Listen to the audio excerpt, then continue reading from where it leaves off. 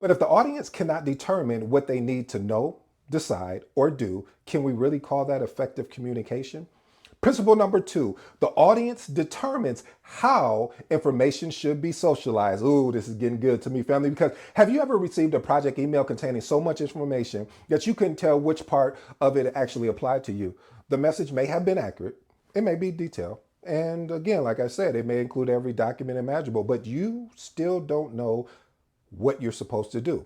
That happened because effective communication is not measured by how much information the project manager provides.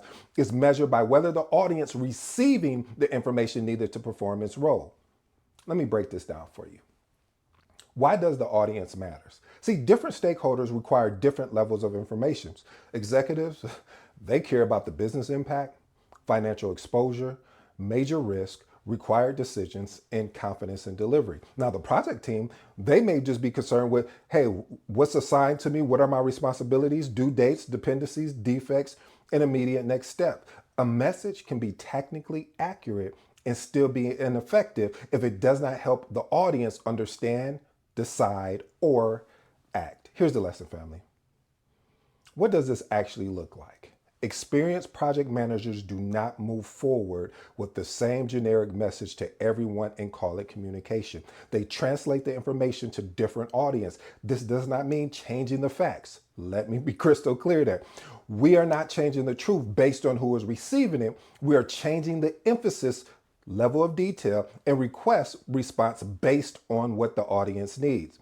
Effective project communication does not change the truth. It changes how the truth is presented so the audience can use it. Ooh, I like that one, family. Here's two actual tips I love for you to experiment with. Translate the same information for different audience. Suppose project testing is 2 weeks behind schedule.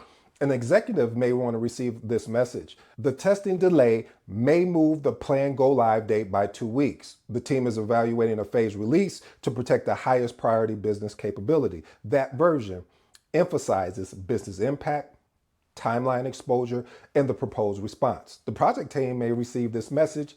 Testing is currently 2 weeks behind schedule. The test leads must submit their remaining execution plans by Thursday, and defect owners should update their resolution dates before Friday. Readiness new.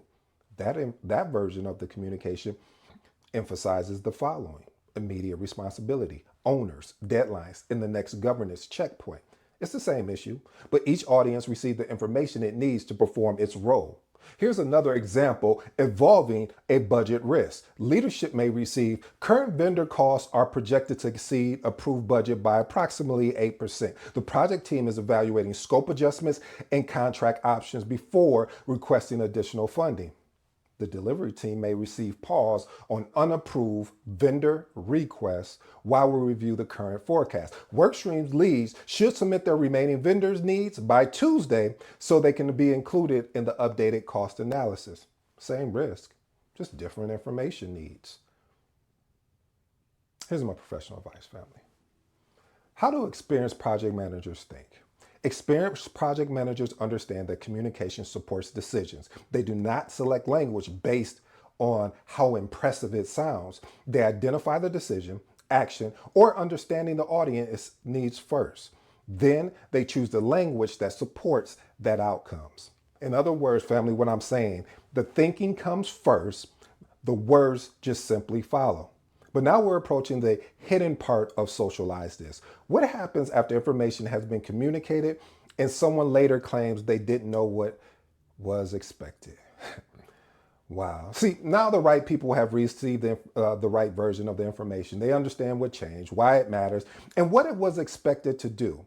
But what happens 2 weeks later when the deadline is missed and someone says, I didn't know I was responsible for that? Isn't communication enough, or does important project information eventually need to become documented accountability?